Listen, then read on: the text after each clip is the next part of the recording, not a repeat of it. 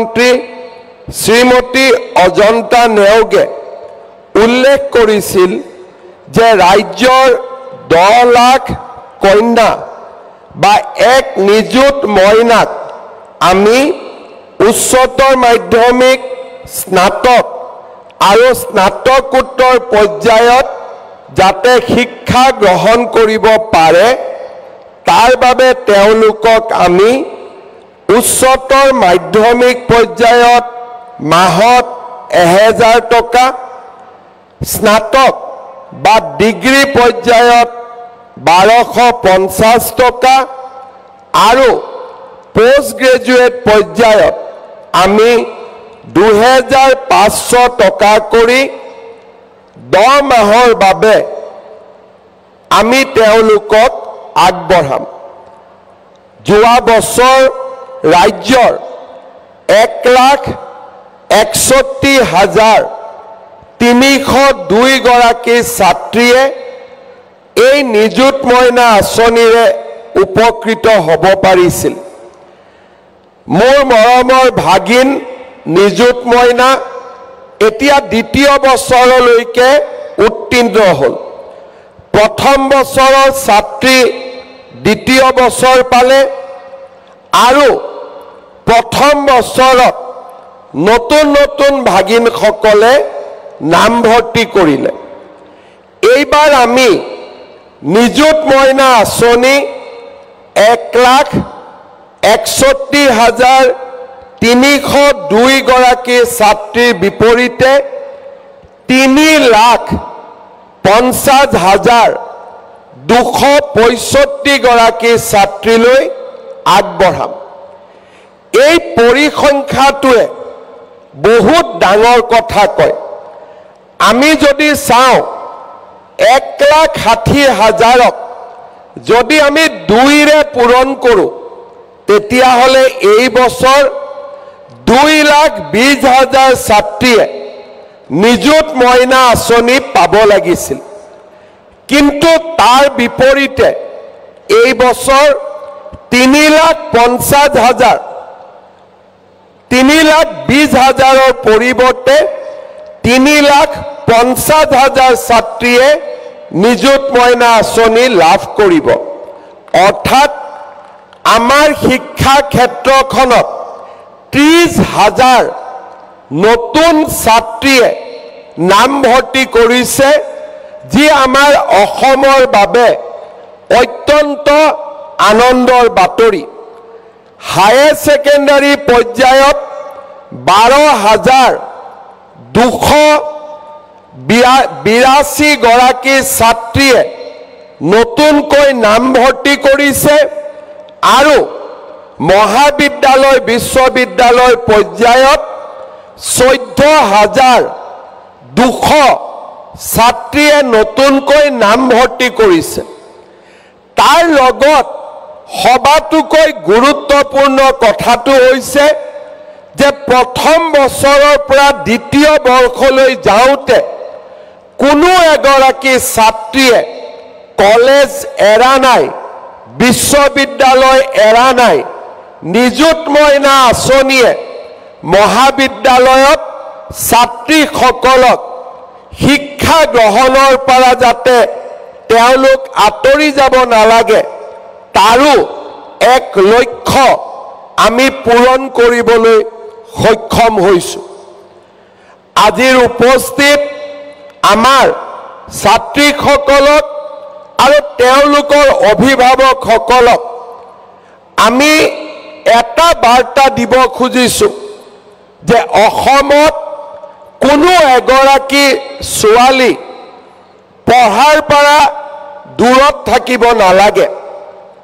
আপোনালোকে জানি ভাল পাব যে আজি আমি এটা বছৰৰ ভিতৰত ৰাজ্যৰ লাখ লাখ ছাত্ৰীৰ মাজত এটা আত্মবিশ্বাস আৰু নিজৰ ভৰিৰ ওপৰত নিজে থিয় হৈ আকাশ চোৱাৰ সপোন দেখা এছাম আমি নতুন অসমৰ সেনানী নিৰ্মাণ কৰিবলৈ সক্ষম হৈছোঁ। 2021 চনত অসমৰ মুখ্যমন্ত্ৰী দায়িত্ব লোৱাৰ পিছত মোৰ সন্মুখলৈকে আহিছিলে অসমৰ বহু ছাত্ৰীৰ বেদনা ভৰা জীৱনৰ কথা। অসমত বহু এনে ছাত্ৰী আছে যি ছাত্ৰীক দেউতাক মাকে 12 বছৰ বয়সত বিয়াত বহুৱাইছিলে আৰু 14 বছৰ বয়সত তেখেতসকল এটা সন্তানৰ মাতৃ হৈছিলে। 18, 19, 20 বছৰলৈকে আমি এনে বহুত ছোৱালীক লগ পাইছিলোঁ যোনে ইতিমধ্যে 2টাৰ পৰা 3টা সন্তান গৰ্ভত ধাৰণ কৰিছিল। বাল্য বিবাহে অসমৰ সমাজ জীৱনক এক প্ৰকাৰ ধ্বংসৰ পিনে লৈ গৈ আছিল।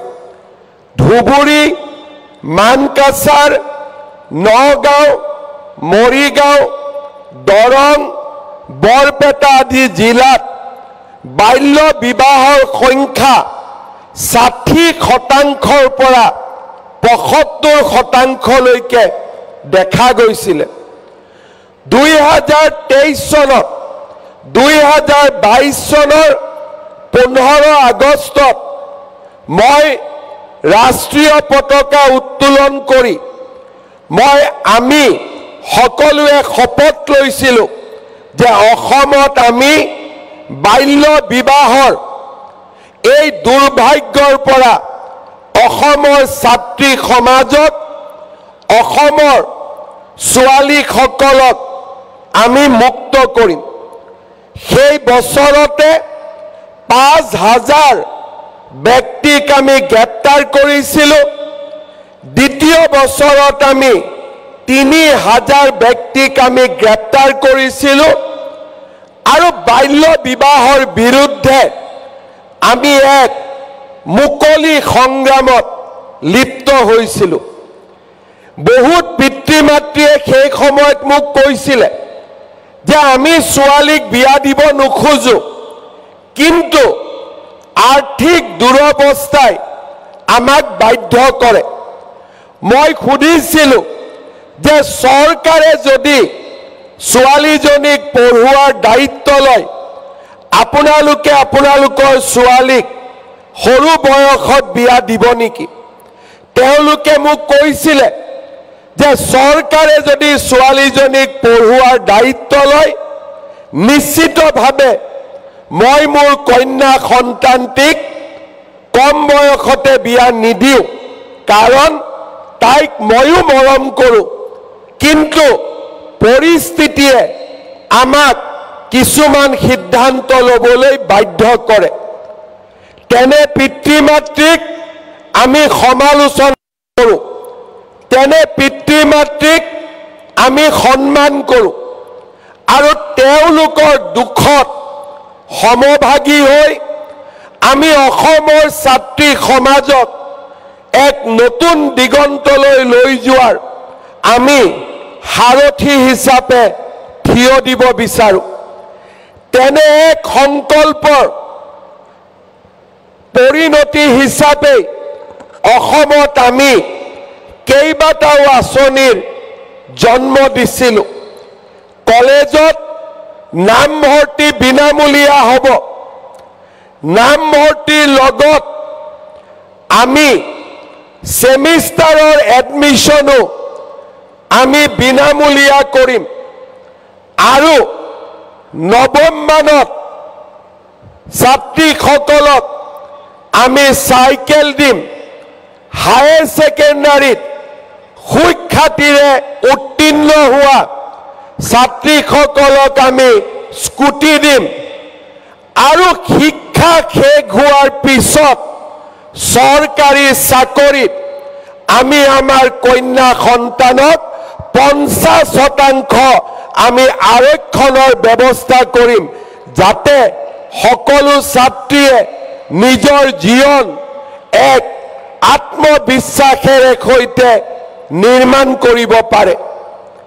আজি মই 4.5 বছৰ পিছত আমাৰ সমাজৰ সন্মুখত থিয় হৈ মই গৌৰৱেৰে ক'ব পাৰোঁ আজি অসমত আমি কন্যা সন্তান আৰু পুত্ৰ সন্তানৰ নামভৰ্তি বিনামূলীয়া কৰিছোঁ আৰু নিযুত মইনা আঁচনিৰ জৰিয়তে আমি কন্যা সন্তানসকলক নিজৰ সপোনৰ পম খেদিবৰ বাবে সাহস হিচাপে থিয় দিছোঁ আৰু 2 লাখ চৰকাৰী চাকৰিত 1 লাখ অকল মাত্ৰ ছোৱালীক নিযুক্তি দি হাজাৰ হাজাৰ ছোৱালীৰ আমি সপোনবোৰ আমি বাস্তৱত ৰূপায়ণ কৰিছোঁ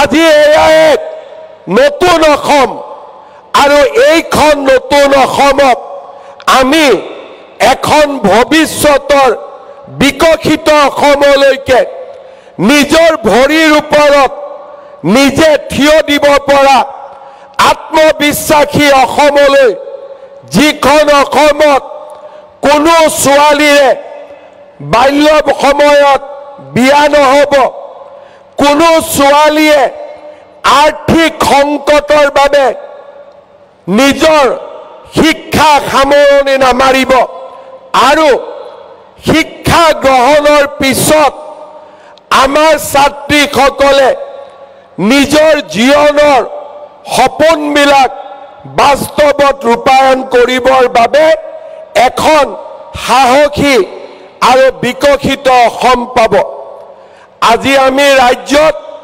চৰকাৰী চাকৰিৰ লগে লগে জাগিৰোডত টাটাৰ ছেমিকণ্ডাক্টৰ বঙাইগাঁৱত থাৰ্মেল পাৱাৰ প্ৰজেক্ট নাহৰকটীয়াত ইউৰিয়া প্লাণ্ট এই ধৰণে আজি আমি সমগ্ৰ অসমতে উদ্যোগ স্থাপনৰ এক নতুন কৰ্মযজ্ঞত আমি নিজকে নিয়োগ কৰিছোঁ যাতে অসমৰ ছোৱালীসকলে বাধ্যত পৰি অসমৰ বাহিৰত কম দৰমহাৰ কাৰণে চাকৰি কৰিব যাব নালাগে আজি মই গৌৰৱ অনুভৱ কৰোঁ আমি যোৱা বছৰ টাটা ছেমিকণ্ডাক্টৰত ভৱিষ্যতে কাম কৰিবৰ বাবে বাংগালুৰুলৈ আমি আমাৰ অসমৰ ছোৱালীসকলক প্ৰশিক্ষণৰ বাবে পঠাইছিলোঁ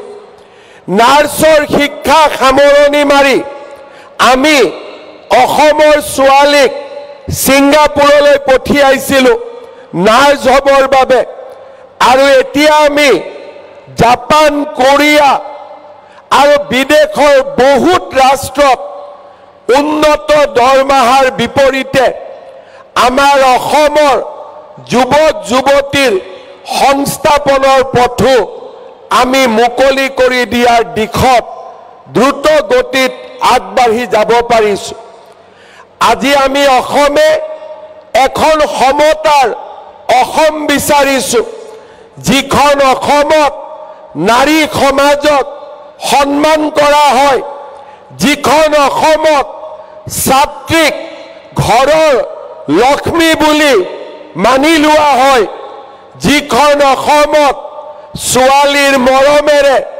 ভাগিনীৰ মৰমেৰে এখন মমতাময়ী অসমৰ আমি সৃষ্টি কৰিব পাৰোঁ ধ্বংস নহয় এখন সৃষ্টিৰ অসম ঘৃণা নহয় এখন মমতাৰে ভৰা অসম উন্মাদনা নহয় স্নেহৰ মাজেৰে নিৰ্মাণ হোৱা এখন সমন্বয়ৰ এখন বিকাশৰ অসম তেনে এক অসমৰ স্বপ্নক আজি আমি বাস্তৱত ৰূপায়িত কৰিব খোজো আজি আমি এটা এটাকৈ নতুন নতুন প্ৰচেষ্টা লৈছোঁ চাইল্ড মেৰেজৰ বিৰুদ্ধে যুঁজিবলৈ পুলিচে যদি নিজৰ ব্যৱস্থা হাতত লৈছে শিক্ষা বিভাগে আজি বাল্য বিবাহ আৰু ছাত্ৰীক শিক্ষাত আগুৱাই লৈ যাবলৈ আজি নিযুত মইনা আঁচনি লৈছে অসম চৰকাৰে 50% আৰক্ষণৰ জৰিয়তে পঞ্চায়তৰ পৰা আৰম্ভ কৰি চৰকাৰী চাকৰিলৈকে নাৰীক এক অভূতপূৰ্ব মৰ্যাদা প্ৰদান কৰিছে আৰু অৰুণোদয়ৰ দৰে আঁচনিৰ জৰিয়তে আমাৰ মাতৃসকলক নিজৰ স্বাভিমান ঘূৰাই অনাত আজি আমি সাৰথীৰ দৰে ভূমিকা গ্ৰহণ কৰিবলৈ সক্ষম হৈছোঁ। মহিলা উদ্যমিতাৰ দৰে আঁচনিৰ মাজেৰে আমাৰ মাতৃ সমাজক এণ্টাৰপ্ৰেনিয়ৰ আমি তেওঁলোকক একোগৰাকী ক্ষুদ্ৰ উদ্যোগীলৈ ৰূপান্তৰ কৰাৰ প্ৰচেষ্টা কৰিছোঁ আৰু নাৰীৰ বিৰুদ্ধে হোৱা প্ৰত্যেকটো অপৰাধক আমি নিজৰ ছোৱালীজনীৰ বিৰুদ্ধে হোৱা অপৰাধ হিচাপে গণ্য কৰি নাৰীৰ বিৰুদ্ধে অপৰাধমূলক কাম সংগঠিত কৰা প্ৰতিজন ব্যক্তিক আমি আদালতৰ সন্মুখলৈকে আনিছোঁ। তাৰ ফলশ্ৰুতিত আজি অসমত বাল্য বিবাহ কমিছে, নাৰীৰ বিৰুদ্ধে অপৰাধ কমিছে। ছোৱালীক মোৰ কন্যা সন্তানক মৰ্যাদা প্ৰদান কৰাৰ ক্ষেত্ৰত আমি আৰু নতুন নতুন কাম কৰিব বিচাৰিছোঁ। মই ব্যক্তিগতভাৱে কেতিয়াও মানি ল'ব নোৱাৰো যে এগৰাকী ছোৱালীয়ে এজন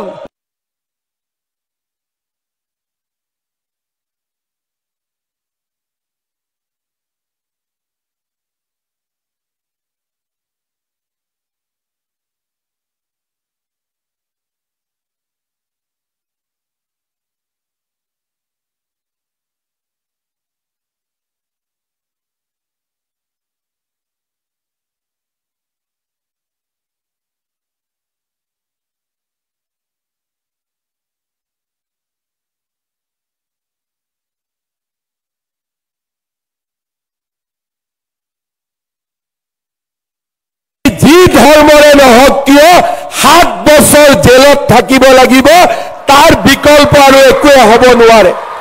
সি যি ধৰ্মই নহওক কিয় বোলে মোৰ ধৰ্মই তাক অনুমতি দিয়ে, আপোনাৰ ধৰ্মই অনুমতি দিব, কিন্তু হিমন্ত বিশ্ব শৰ্মা বিজেপিৰ চৰকাৰে কাকোৱে দ্বিতীয় বিবাহৰ বাবে তৃতীয় বিবাহৰ বাবে অনুমতি নিদিব।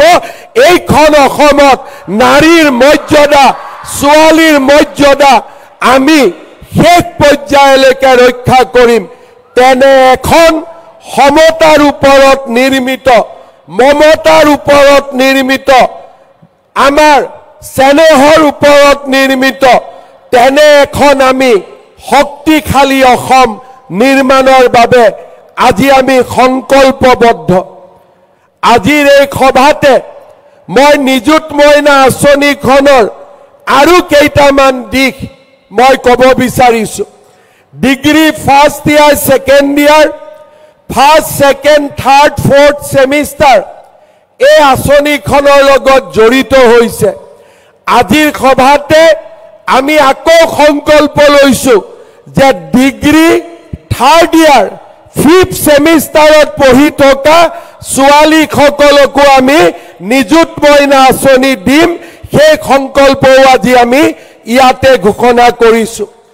তাৰ লগে লগে অসমৰ পলিটেকনিক আৰু ITI যিসকল ছাত্ৰী অধ্যয়ন কৰি আছে, পলিটেকনিক আৰু ITI যিসকল ছাত্ৰীয়ে পঢ়ি আছে, তেওঁলোককো আমি নিযুত মইনা আঁচনি দিয়াৰ বাবে আমি সিদ্ধান্ত গ্ৰহণ কৰিছোঁ। ইয়াৰ ফলত নিযুত মইনা আঁচনিয়ে আৰু 1 লাখ কন্যা সন্তানক সামৰি ল'ব। আমি আমাৰ লক্ষ্য যেতিয়ালৈকে 10 লাখ ছোৱালীয়ে নিযুত মইনা আঁচনিৰ জৰিয়তে শিক্ষা গ্ৰহণৰ সুবিধা নাপাব, তেতিয়ালৈকে আমি আমাৰ লক্ষ্যত আগুৱাই গৈ থাকিম আৰু এই নিযুত মইনা আঁচনিৰ জৰিয়তে আমি এখন সুন্দৰ সমাজ নিৰ্মাণ কৰিম।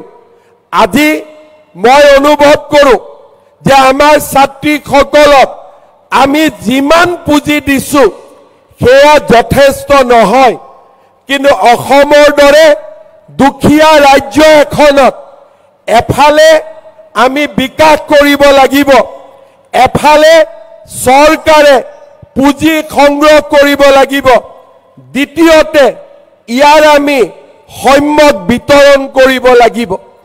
যেতিয়ালৈকে আমাৰ অসম শান্তিৰ অসম হৈ থাকিব, যেতিয়ালৈকে আমাৰ অসম সোণোৱালী হৈ থাকিব, যিখন অসমত উন্মাদনাৰ য'ত স্থান নাথাকিব, তেনে এখন সমাজ, তেনে এখন অসম দুপে আগবাঢ়ি যাব পাৰিব। আৰু আমি আমাৰ কন্যা সন্তান, পুত্ৰ সন্তান সকলোৰে বাবে আমি নতুন নতুন চিন্তা আমি কৰিবলৈ সক্ষম হ'ম। এই বছৰত আমি আৰু দুটা নতুন আঁচনি আনিছোঁ। এটা হৈছে মেট্ৰিক পৰীক্ষা। যিসকল ছাত্ৰ ছাত্ৰীয়ে এই বছৰ মেট্ৰিক পৰীক্ষা দিব, তেওঁলোকে যাতে কিতাপ পত্ৰ কিনিব পাৰে, পৰীক্ষাৰ বাবে নিজক সাজু কৰিব পাৰে। 15 নৱেম্বৰৰ পৰা মেট্ৰিক পৰীক্ষা নোহোৱালৈকে আমি তেওঁলোকক মাহত 300 টকাকৈ তেওঁলোকৰ একাউণ্টত আমি দি যাম, যাতে কোনো এগৰাকী ল'ৰা ছোৱালীয়ে টকাৰ অভাৱত নোট এখন কিনিব নোৱাৰাকৈ থাকে, কিতাপ এখন কিনিব নোৱাৰাকৈ থাকে। আজি নিযুত মইনা আঁচনি পোৱা ছাত্ৰীসকলক মই কি দিম নকওঁ, ফেব্ৰুৱাৰী মাহত মই আপোনালোকক আৰু এটা উপহাৰ দিম, যিটো উপহাৰে আপোনালোকক পঢ়িবৰ বাবে আৰু বেছি উৎসাহিত কৰিব। আজি মই নকওঁ, সেয়া মই ফেব্ৰুৱাৰী মাহত আপোনালোকক নিজে নিযুত মইনা আঁচনিৰ লগত আৰু এটা ভাল উপহাৰ মই আপোনালোকলৈকে পঠাম, যাতে আমি সকলোৱে নিজৰ পঢ়া শুনাত আমি সকলোৱে ধৈৰ্য আৰু মনোযোগেৰে সৈতে আগবাঢ়ি গৈ থাকিব পাৰিম। আজি আমাৰ সমগ্ৰ অসমতে 3.5 লাখ ছাত্ৰীয়ে আমাৰ এই সভাত উপস্থিত আছে। মই 3টা পৰামৰ্শ দিম। আমাৰ অসমত এটা ধাৰণা আছে যে ঘৰত যদি ছোৱালী, সেই ছোৱালীক আমি সোনকালে বিয়া দিব লাগে। বহুতে ভাবে যে ছোৱালীক বিয়া দিলে আমাৰ দেউতাকসকলৰ এটা ডাঙৰ দায়িত্ব পালন হ'ব। মই বিশ্বাস কৰোঁ আজি আমাৰ অসমত সেই পৰিৱেশ সলনি হৈছে আৰু সলনি হ'ব। মই আমাৰ ছাত্ৰীসকলক অনুৰোধ কৰিম, দেউতাক মাক যেনেকৈ সলনি হ'ব, আমিও দেউতা মাক আমি বিশ্বাস দিব লাগিব যে আমিও আমাৰ ভাইৰ দৰে, আমিও আমাৰ ককাইৰ দৰে, আমিও ঘৰখনৰ শ্ৰীবৃদ্ধিত আমিও একোটা ডাঙৰ ভূমিকা গ্ৰহণ কৰিব পাৰোঁ। সেইকাৰণে আমি সদায় আমি আমাৰ পিতৃ মাতৃৰ প্ৰতি দায়বদ্ধ হৈ থাকিম।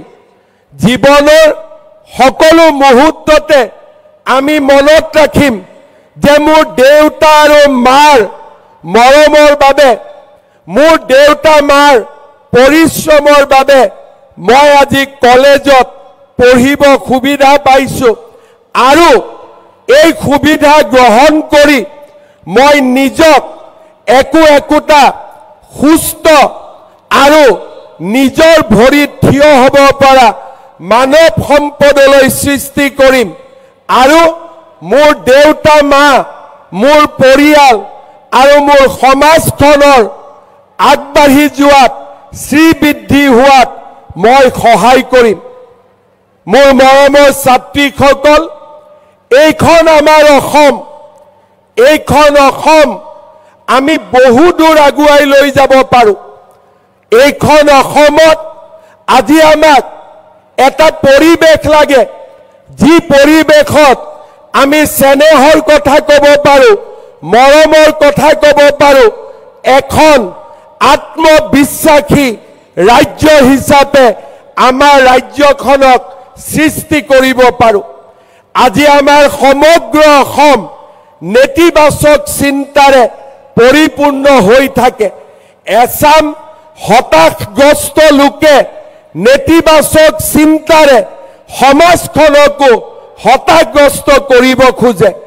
মই বিশ্বাস কৰোঁ সেই নেতিবাচক চিন্তাৰ বিপৰীতে আমি অসমত এছাম ইতিবাচক চিন্তা কৰা মানৱ সম্পদৰ আমি ধ্বজা আগুৱাই লৈ যাব লাগে। আন্ধাৰ সকলোৱে দেখে, কিন্তু আন্ধাৰৰ মাজত কোনোবাই যদি মিঠাতেলৰ চাকি এটাও জ্বলাব পাৰে, সেইজনেই হৈছে আলোকৰ সন্ধানী, সেইজনেই হৈছে ইতিবাচক চিন্তাৰ ধ্বজাবাহক। আমাৰ চাৰিওফালে যদি নেতিবাচক চিন্তাই আমাক ব্যতিব্যস্ত কৰি তোলে, তাৰ মাজতো আমি চাকিৰ পোহৰ বিলায়ো সমাজখনক আলোকিত কৰি ৰখাৰ বাবে আমি চেষ্টা কৰিম। সেই সংকল্পও আমি নিশ্চয় গ্ৰহণ কৰিম। তৃতীয়তে, আজি আমি যিসকলে হায়াৰ ছেকেণ্ডাৰী পঢ়িছোঁ, ডিগ্ৰী পঢ়িছোঁ, আমি সকলোৱে সিদ্ধান্ত ল'ম যে শিক্ষা শেষ নকৰালৈকে আমি বিবাহত আবদ্ধ নহওঁ। আমি শিক্ষা শেষ কৰি নিজকে আত্মবিশ্বাসী কৰি নিজৰ ভৰিৰ ওপৰত নিজে থিয় দি তাৰ পিছত আমি বিয়া কৰিম আৰু দেউতা মাক আমি গৌৰৱান্বিত কৰিম। মই বিশ্বাস কৰোঁ যেতিয়া অসমত আন্ধাৰ হৈ থকা, কেতিয়াবা যদি আন্ধাৰো হৈ থাকে আমাৰ ৰাজ্যখনত, কেতিয়াবা যদি আমাৰ ৰাজ্যখন হতাশাৰেও পৰিপূৰ্ণ হৈ থাকে, কেতিয়াবা যদি আমাৰ ৰাজ্যখন কিবা কাৰণত বেদনাৰেও যদি পৰিপূৰ্ণ হৈ থাকে, এই 3.5 লাখ ছাত্ৰীৰ উজ্জ্বল মুখ দেখি আমাৰ মনৰ মাজৰ পৰা হতাশা আঁতৰি যাব, নেতিবাচক চিন্তা আঁতৰি যাব, মমতা স্নেহৰ এক নতুন জলধাৰা সৃষ্টি হ'ব। পুনৰ এবাৰ মই অসমৰ প্ৰতিগৰাকী নিযুত মইনা লাভ কৰা ছাত্ৰীকে মই আকৌ এবাৰ অভিনন্দন জনাইছোঁ আৰু তোমালোকৰ পিতৃ মাতৃকো মই মোৰ প্ৰণাম জনাইছোঁ। আমি অসমত উচ্চ শিক্ষাৰ এক নতুন দিগন্ত ৰচনা কৰিম। 3খন মেডিকেল কলেজ থকা ৰাজ্যত আজি আমি 15খন মেডিকেল কলেজ নিৰ্মাণ কৰিছোঁ আৰু 10খন মেডিকেল কলেজৰ নিৰ্মাণৰ কাম চলি আছে। বিশ্ববিদ্যালয়ৰ সংখ্যা 27খনলৈ বৃদ্ধি পাইছে। ইঞ্জিনিয়াৰিং কলেজ, আমাৰ পলিটেকনিক, নাৰ্ছিং কলেজ, আমি শিক্ষাৰ এখন ডাঙৰ জাল আজি আমি গোটেই অসমতে পেলাবলৈ সক্ষম হৈছোঁ। মই এটা কথাই বিশ্বাস দিম, আমি আৰু কাম কৰিম যাতে এই 3.5 লাখ ছাত্ৰীৰ কোনেও যাতে উচ্চ শিক্ষাৰ পৰা বঞ্চিত নহয়, কলেজ আৰু ইউনিভাৰ্চিটিত সিটৰ পৰা বঞ্চিত নহয়। আমি তেনে এখন অসম নিৰ্মাণ কৰিম, যিখন অসমত প্ৰতিগৰাকী ভাগিনে, প্ৰতিগৰাকী ছাত্ৰীয়ে, প্ৰতিগৰাকী ছাত্ৰই নিজৰ সপোনবিলাক পূৰণ কৰিবলৈ সক্ষম হ'ব। আজিৰ এই সুন্দৰ অনুষ্ঠানৰ বাবে মই অসম চৰকাৰৰ শিক্ষামন্ত্ৰী ৰণোজ পেগু ডাঙৰীয়া আৰু শিক্ষা বিভাগক আকৌ এবাৰ অভিনন্দন জনাইছোঁ। নিযুত মইনা আঁচনিৰ ধন আজি আমি চেকেদি দিম, যাতে তোমালোকৰ বেংক একাউণ্টবিলাক এবাৰ পৰীক্ষা কৰি ল'ব পাৰা।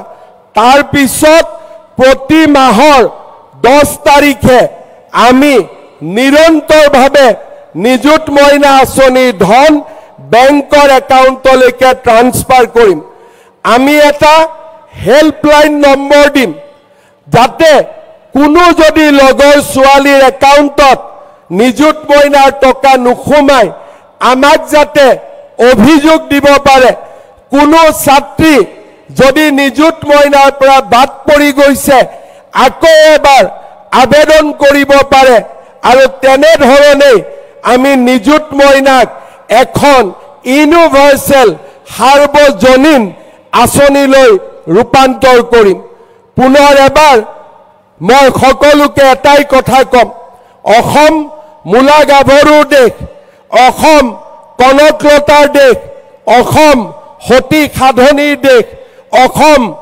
सती राधिकार देश आमार अखमर छोवालीये आजि एयारफोर्सत काम करिছে अखमर छोवालीये इंडियन आर्मीत काम करिছে अखमर छोवालीये आईटी इंडास्ट्रीत काम करिছে अखमर नार्से सिंगापुरत गई काम करिছে अखमर छोवालीये आजि भारतते शिल्प साहित्य संस्कृतित आजि सुनाम कढ़ियाबले सक्षम होइছে ज्ञानपीठ बटा पाइছে छात्री आरो नारीये अखमक सदाय गौरवान्वित करि आहिছে मैं विश्वास करो आजिर छात्रीये आजिर कन्या सन्तानेও आमाक এনেকৈ गौरवान्वित करि যাব पुनर एबार सकलोके निजुत मयनार बारे अभिनंदन जनाई मैं मोर बक्तव्यर सामरणी मारिছো धन्यवाद जय हिंद वंदे मातरम।